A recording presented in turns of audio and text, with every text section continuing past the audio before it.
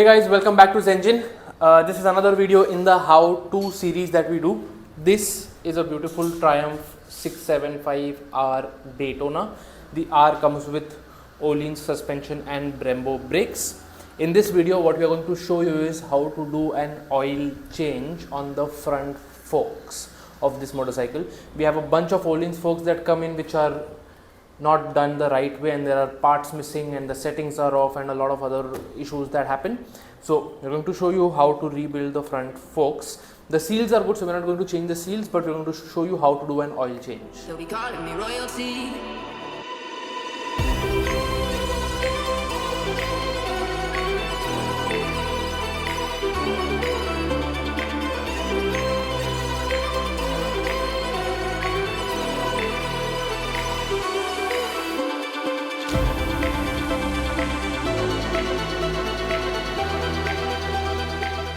So we have the front wheel out, calipers out, mudguard is out.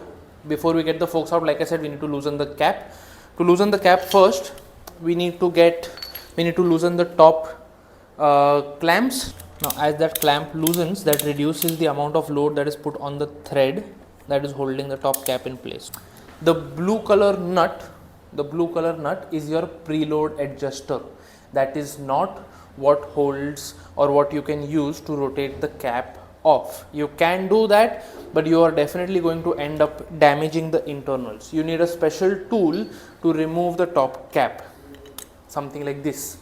So you see these holes around it. These holes is what allows you to open the top cap, and a tool like this is what is made precisely for the job. On, be careful, and there you go. That's loose. That's all. That is literally all we need to do right now. So we have both the forks out from the motorcycle. We are now going to open the forks. Before we do that, it's very important to make a note of the settings of the fork. So each motorcycle fork which has adjustable suspension, you have to assume that the owner has set up the suspension. If he has not, we will be doing it later anyways, but still, if he has already set up and it's a setup that he likes, we would want to keep the setup the same. So these are separate function forks from Ohlins. This one has preload and rebound adjustment, that one has preload and compression adjustment. So what we are going to do is we are going to first measure how many turns of preload are there on the fork. So that's 1, 2, 3, 4 turns. That's what the stock factory settings is. We are now going to measure what the rebound damping looks like.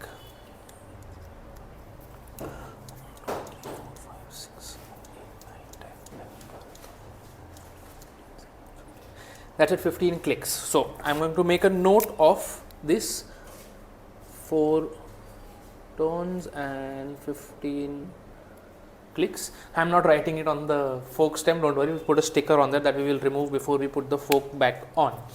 Now that we've done that, we can now go ahead and remove the cap. So this is the internal of the fork.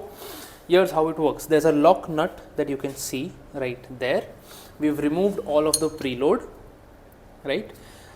So there's a nut here. This nut and the top preload nut, they both lock together.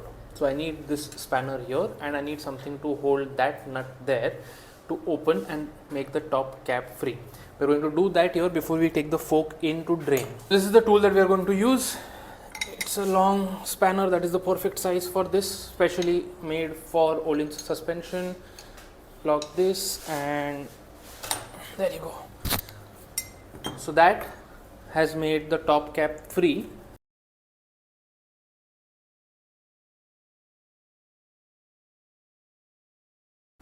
The top cap is now free, as you can see. Now the top cap is free, right? I'm going to keep it on for now. Otherwise the bottom shank is going to fall off. So here on this beautiful table where we've kept everything clean, I'm going to remove the top cap. You can see all of this dark silvery stuff, that is all old oil, right? So this sits on the bottom. Now we have this, which is our damping rod adjuster. This comes off. So sometimes what will happen is, in getting the cap off, this nut will go to the bottom of the rod and get locked. So we need something to hold the rod in place. This is a special tool from K-Tech. This is a damping rod holder. You will need this tool. This tool is a mandatory to get. So once this is in place, then you can go ahead and start removing the lock nut. That's my tool come off. Now this thing can just come off by hand.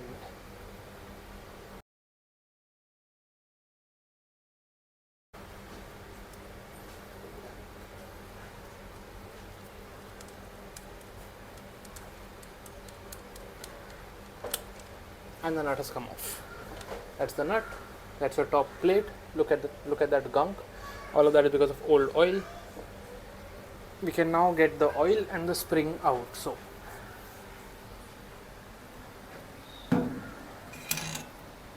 that's your spring. When you're draining the oil from the fork, there's going to be a very important piece that's going to fall, and you need to make a note of that.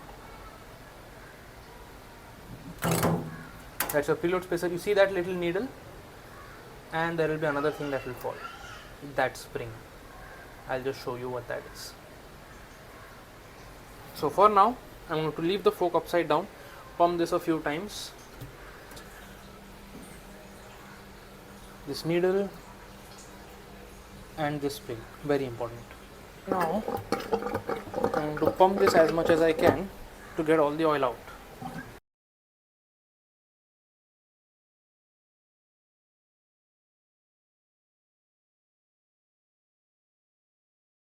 Now on these particular forks, we are not going to be changing the seals.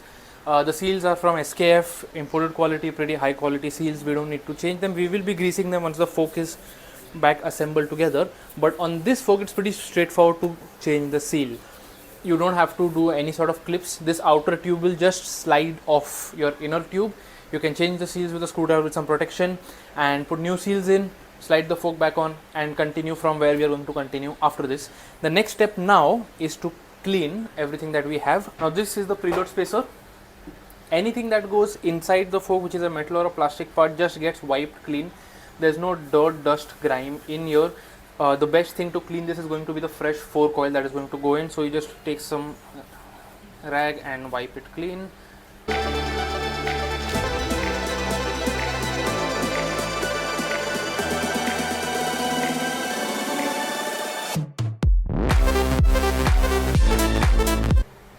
On the top cap, I can't very well get inside everything there, so I'm going to take some suspension clean from Maxima and spray that inside to get it all. On this, you've now seen what a contaminated oil looks like. As you can see here, all of this is dust, dirt, grime from the outside world. So there's a different way to cleaning this. Here's what we do. We take a mixture of soapy water with mild detergent in it. We spray it on. We take a soft bristled brush and just scrub the whole thing and get all the dirt out that can come out. You will repeat this process for anywhere that you see dust, dirt and grime on your suspension, whether it be on the bottom, which we've already cleaned, whether it be on the outside of the fork, anywhere you repeat this process.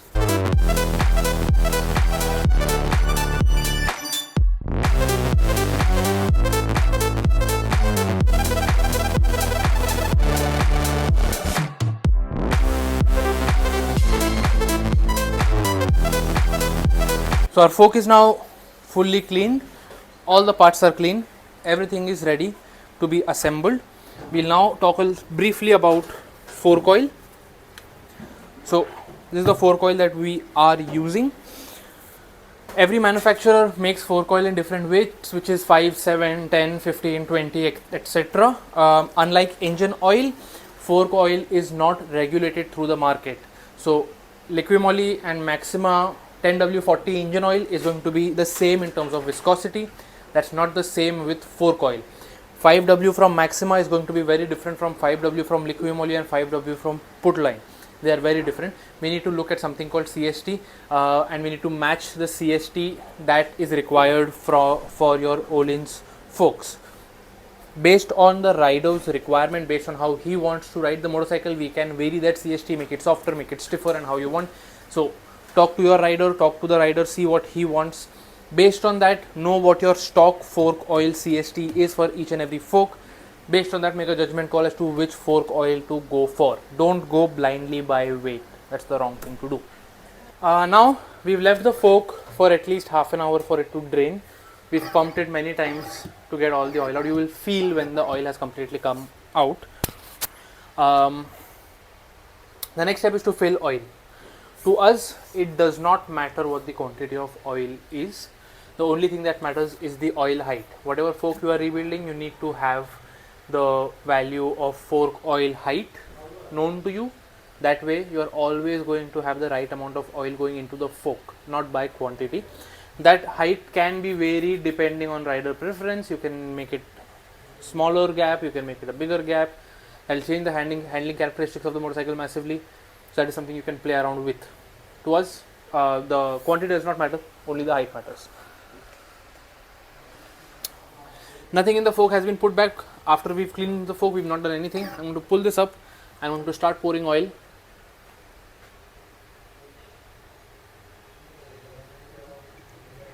You'll see the bubbles, you'll feel the bubbles. Pour in about 4 to 400 ml of oil, roughly. Once that's done, you start bleeding the fork, which is very important, which is where this tool really comes in handy.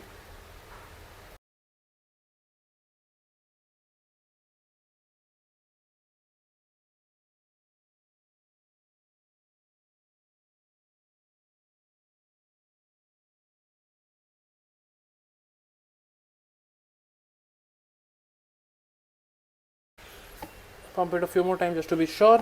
Pump the outer tube a few times to expel any air trapped in the outer tube. Check for your oil level.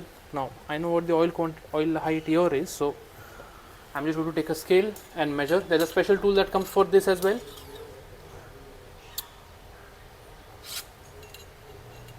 Okay, you have a bit too much oil, so I'm going to get some oil out.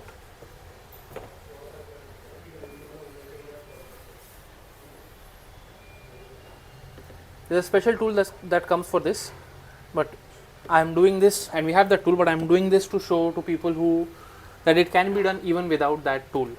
It's just a little bit longer. And measure it again.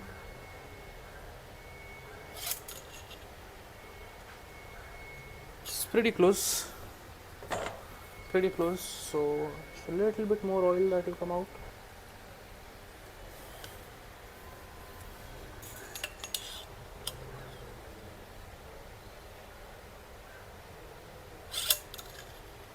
Perfect. That's the oil height set. Next thing, spacer goes back in. Spring, there's no direction to this, goes back in.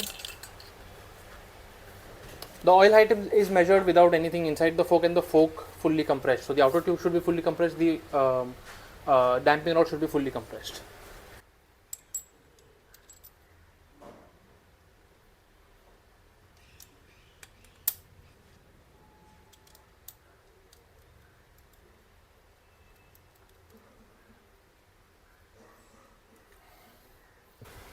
With that in place, all I need to do is now tighten it. If your damping rod is moving, just hold it with a set of pliers or something. Like I said, these two, very important. This is the needle that controls your damping flow, and it's very easy to lose them. Needle, spring goes on top like this, and both of these go inside the damping rod here. Just pop them in, that's that. You take your damping rod adjuster, pop that in. Once it's in, just press to see if the springing thing is working properly. Once that is done, you're pretty much sorted.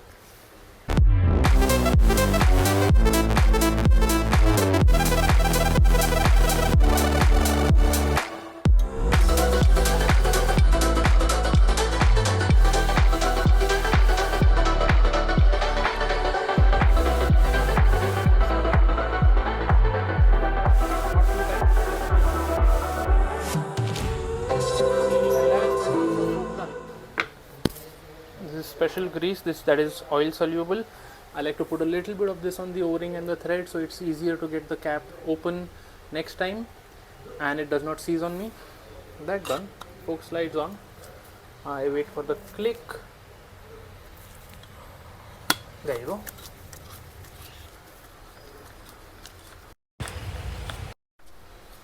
Once done, we return it to the settings that we had noted down. But once we have it back on the motorcycle, we will then again see what the damping of the fork feels like. Now the only thing left to do is to grease the seal. So we have the dust seal out. There's a little bit of gunk here. So what I'm going to do is I need some suspension clean. Oh, it's right in front of me. I'm going to spray some suspension clean on the inside tissue. And clean the inner tube very well, nicely, like that.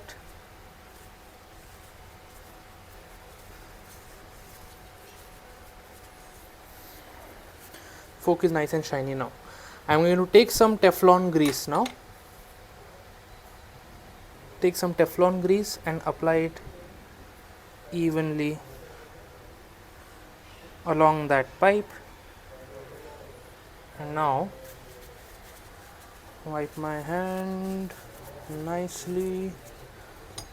Now we come to the interesting part. So you don't have to worry, the bottom of the floor is rubber matted, so it's not going to damage the fork. You stand on the fork, pump it slightly, pump it, and then do a big pump like that. Yep. So if you come closer, you can see the oil seal has taken in the amount of grease that I had put in. There's barely any grease left on the shaft. There's a little bit, I'll clean that off. That is how you grease an oil seal of the fork. That's how you change fork on an Ohlins shock. I hope this has helped people. We're just going to do the other fork and put it back on the motorcycle. I hope this has helped people. I see a lot of forks that come to us where the fork has not been built properly, the internals have been damaged, internals are missing. So I hope this helps people to get their fork serviced properly from the right place.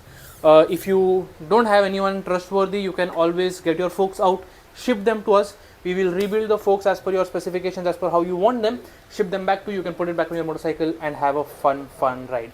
Thank you so much for watching. I'll see you next time. Bye.